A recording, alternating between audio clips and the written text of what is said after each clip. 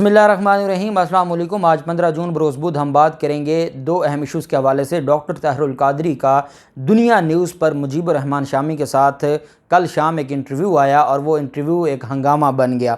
उसकी वजह यह है कि दुनिया टीवी को ये अंदाज़ा नहीं था। दुनिया टीवी ने डॉक्टर ताहिरुल कादरी को इसलिए इन्वाइट किया था कि जो इस वक्त जियो, समा टीवी और ये सारे अफवाहें फैलाते रहे कि डॉक्टर ताहिरुल कादरी ने इमरान खान से अलग हो गए हैं या इमरान खान का जो लॉन्ग मार्च है उससे उसकी मुखालफत शुरू कर दी है। ये जियो ने एक प्रोपेगेंडा किया जिसको ऑफिशियली उन्होंने रद्द कर दिया।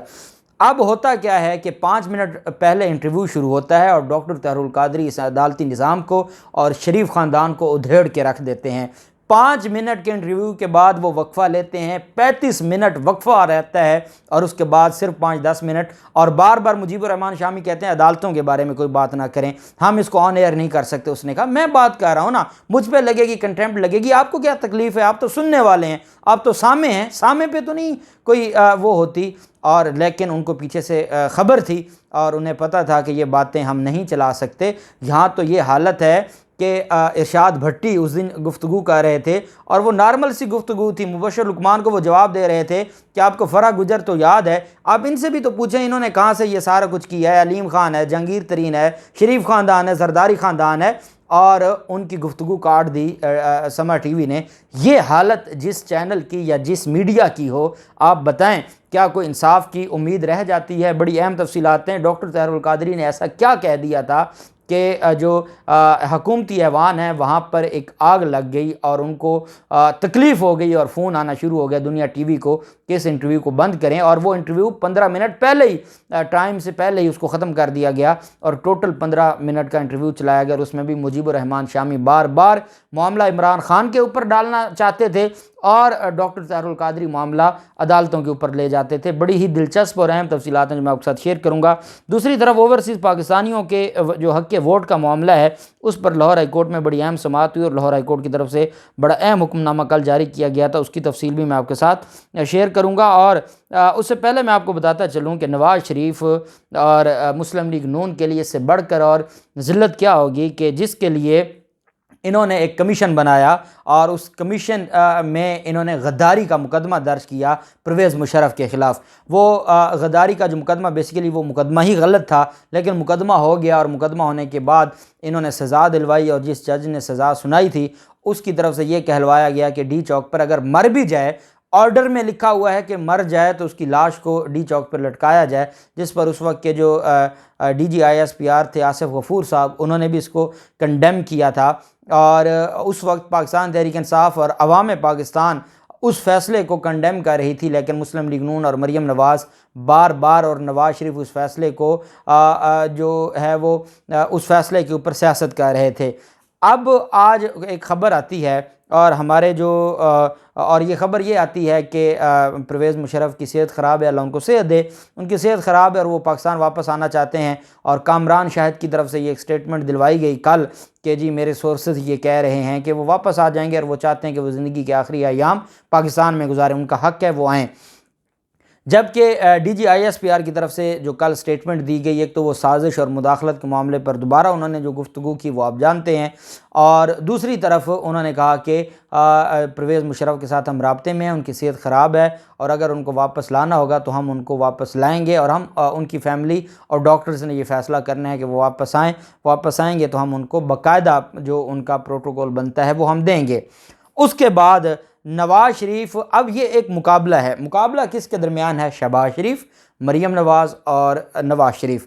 और मुकाबला ये है कि भाई बूट कौन अच्छे से पॉलिश करेगा, किसकी चमक ज़्यादा आएगी। मरीम नवाज़ हैं वो इस वक्त इदारों के बूट पॉलिश करने में पहला नंबर लेना चाहती हैं। शहबाज शरीफ का तो कोई सानी नहीं है। नवाज़ शरीफ ने आज क्या कहा है और इसके बाद अगर कोई कहे कि मुस्लिम लीग नून का कोई नज़रिया रह गया है, नवाज़ शरीफ के इस ट्वीट के बाद जिसको मरीम नवाज़ ने इंडोर्स किया है और रीट्वीट किया है, उस पर जो मुस्लिम लीग नून के लोग हैं वो नीचे चीखना चिल्लाना शुरू कर दिया कि आपको हो क्या गया है, इतना भी कोई लेटता है जितना आप लेट गए हैं। नवाज़ शरीफ कहते हैं अपने ट्वीट में कि मेरी परवेज़ मुशर्रफ से कोई ज़ाती दुश्मनी नहीं है या कोई अनाद भी मुझे उनसे नहीं है। नहीं चाहता कि अपने प्यारों के बारे में जो सदमे मुझे सहना पड़े वो किसी और को भी सहना पड़े। उनकी सेहत के लिए अल्लाह ताला से मैं दुआ गो हूँ, वो वापस आना चाहें तो हुकूमत उनको सहूलत फ़राहम करे। अब वजह क्या है कि भाई डंडे वाले चाहते हैं कि परवेज़ मुशर्रफ की सेहत ख़राब है, वो अपना उनका हक़ है, वो पाकिस्तान वापस आएँ। और वो कोई उस तरह तो नवाज़ शरीफ की तरह तो नहीं थे कि उन्होंने कोई बैरून मुल्क जायदादें बनाई हैं और पाकिस्तान को लूट लूट के गए हों या कोई धोखा फ्रॉड करके पाकिस्तान से भागे हों, ऐसी बात तो नहीं है। वो पाकिस्तान आएंगे, आज भी पाकिस्तान के लोग उनसे मोहब्बत करते हैं। बहरहाल नवाज़ शरीफ से कोई पूछे कि आप ये कह रहे हैं कि हमारी हुकूमत उनको फैसिलिटेट करेगी, भाई वो इतना बीमार है, अगर वो आ सकता है तो फिर आपको क्यों नहीं आपकी हुकूमत फैसिलिटेट करती? अगर आपकी हुकूमत इतनी ही अच्छी है और इतनी काबिल है तो फिर वो आपको क्यों नहीं फैसिलिटेट करती?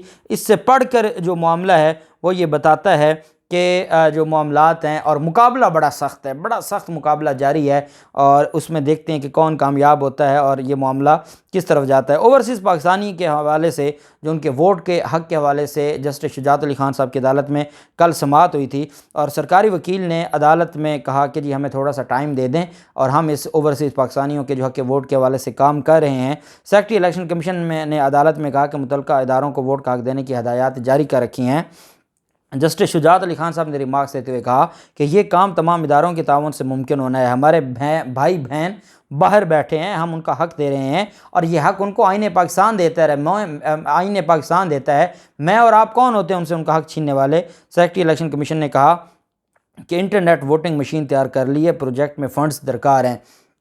जस्टिस शुजात अली खान ने सेक्रेटरी इलेक्शन कमीशन से सवाल किया कि हुकूमत कब तक फ़ंड्स जारी करेगी? सरकारी वकील ने कहा कि प्रोजेक्ट के लिए नादरा को फ़ंड्स जारी किए गए हैं, इन्होंने इस पर काम नहीं किया। जस्टिस शुजात अली खान ने रिमार्क्स देते हुए कहा कि अगर ऐसा मामला है तो हम नैब को भेज देते हैं। सरकारी वकील ने कहा कि अब मामला जल्द हल होने वाला है, काम शुरू हो चुका है। दरख्वास्त में वफाकी हुकूमत और इलेक्शन कमीशन वगैरह को जो है उसमें पार्टी बनाया गया था और अदालत ने 27 जून तक रिपोर्ट तलब कर ली इलेक्शन कमीशन से कि वो इलेक्शन कमीशन इस पर अपनी रिपोर्ट दे। अब हम आ जाते हैं डॉक्टर ताहिरुल कादरी के इंटरव्यू पर।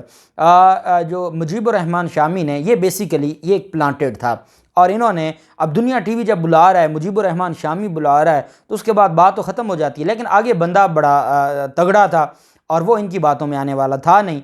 जब इन्होंने इंटरव्यू शुरू किया तो इन्होंने कहा कि जी इमरान खान की हुकूमत रही है 3.5 साल और इमरान खान की हुकूमत में आपको इंसाफ नहीं मिला, आप क्या कहेंगे?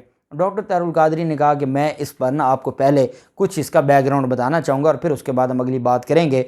उन्होंने कहा कि इसका बैकग्राउंड ये है कि 2014 में ये सारा मामला हुआ, 8 साल हो गए हम अदालतों में धक्के खा रहे हैं, हमारे वकला हर तारीख पर जाते हैं, हमारे लोगों पर इन्होंने पर्चे कटवाए, वो आज तक बतौर मुलजिम पेश होते हैं, लेकिन हमारे अदालती निज़ाम ने इंसाफ नहीं दिया। उन्होंने कहा कि फरवरी 2020 में सुप्रीम कोर्ट ऑफ पाकिस्तान ने कहा कि 3 हफ्तों के लिए 3 महीनों में आप JIT का, वो कहते हैं कि मुझे बताएं कि पाकिस्तान तहरीक इंसाफ ने तो JIT बना दी थी, मुझे ये बताएं कि एक कांस्टेबल की दरख्वास्त पर जो JIT सुप्रीम कोर्ट के हुक्म से बनी हुई थी उसको इन्होंने उठा के फेंक दिया।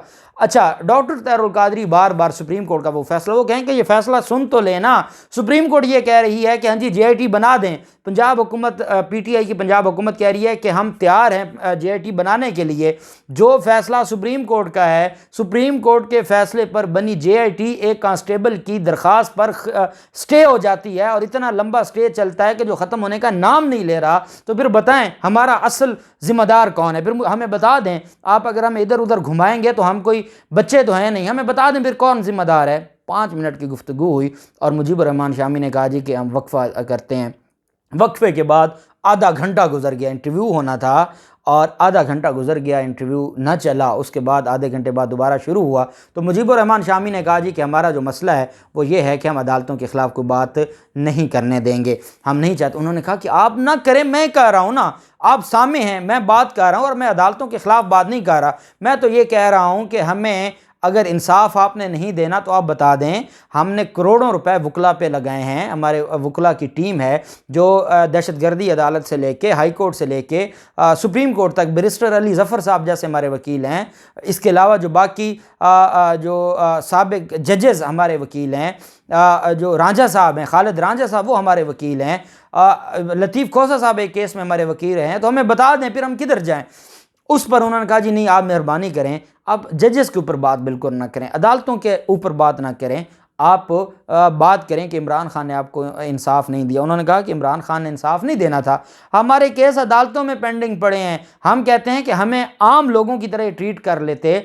कौन सा आम केस है जिसमें आप स्टे दे दें? सुप्रीम कोर्ट का फैसला है और सुप्रीम कोर्ट के फैसले पर आप स्टे दे दें, और वो स्टे आप पिछले 3 साल से चलाई जा रहे हैं एक कांस्टेबल की दरख्वास्त पर, और फिर केस लगता है और अदालत कहती है आपका जो जी चाहे आप बोलते जाएं। एफआईआर पढ़नी है, एफआईआर पढ़ने पे 2 दिन लग जाए, इतनी बड़ी एफआईआर है, कहते हैं एफआईआर पढ़ें जिसका ना कोई लेना ना देना। तो उन्होंने कहा कि हम सारी चीज़ें देख रहे हैं, हमें पता है कि ये जो सारे मामलात हैं ये कैसे होते हैं। बहरहाल मुजीबर रहमान शामी ने प्रोग्राम ख़त्म होने से 10-15 मिनट पहले ही ख़त्म करके डॉक्टर ताहिरुल कादरी को ऑफर कर दिया और प्रोग्राम और इंटरव्यू ख़त्म कर दिया। इनको अंदाज़ा नहीं है कि आपको याद होगा जब इलेक्शन कमीशन वो जो क्या नाम था जो फ़खर जी इब्राहिम, जो इलेक्शन कमीशन का साबिक वो बाबा जो था जिसको मुकमुका वाला इलेक्शन कमीशन कहते थे, वो क्या ताहिरुल कादरी ने उसके ख़िलाफ़ एक सुप्रीम कोर्ट में दरख्वास्त दे दी जब इफ्तिखार चौधरी थे। इफ्तिखार चौधरी ने कहा जी कि आप तो दोहरी शरीयत वाले हैं। तो उन्होंने कहा भी दोहरी शरीयत वाला मेंबर नेशनल असम्बली नहीं बन सकता, वोटर तो है ना। हम बतौर वोटर कह रहे हैं कि ये जो इलेक्शन कमीशन आपने बिठाया है ये सारे का सारा मुकमुका वाला है जो पीपल्स पार्टी और जो नून लीग ने बनाया है, तो ये तो इंसाफ नहीं देगा। उस पर उन्होंने जब दोहरी शरीयत कहा कि आपने मलका से हलफ लिया फ़लाँ फ़लाँ, तो डॉक्टर ताहिरुल कादरी ने ना वो निकाला वो अपने बैग से वो जो इफ्तिखार चौधरी की परवेज़ मुशर्रफ के साथ तस्वीर थी हलफ लेते हुए पीसीओ के तहत। जब हलफ पहले इफ्तिखार चौधरी ने लिया था तो उस हलफ के उन्होंने कहा कि जो आपने अगर एक डिक्टेटर से हलफ ले लिया था और अगर उससे आपकी जो पाकिस्तानियत है वो ख़त्म नहीं होती, तो अगर मैंने दोहरी शरीयत के लिए हलफ लिया है तो उससे आपको बड़ी तकलीफ़ है। उन्होंने उनके सामने बात की थी। तो हकीकत ये है कि ये सिर्फ ये चाहते हैं कि इमरान खान के ख़िलाफ़ लोगों को खड़ा करें। इन्होंने प्लांटेड इंटरव्यू लिया लेकिन ये बुरी तरह पिट गए और उस पर फिर सोशल मीडिया पर जो तमाशा लग गया इनके ख़िलाफ़ दुनिया टीवी और मुजीबर रहमान शामी के, वो बड़ा दिलचस्प हो गया मामला। देखते हैं 17 जून को डॉक्टर ताहिरुल कादरी ने ऐलान किया है इम्पोर्टेड हुकूमत और शरीफ ख़ानदान के ख़िलाफ़ एहतजाज का। जो भी तफसीलात होंगी आपके साथ शेयर करते रहेंगे। अल्लाह पाक पाकिस्तान कामयाब नासिर हो। बहुत शुक्रिया। अल्लाह हाफिज़। पाकिस्तान जिंदाबाद।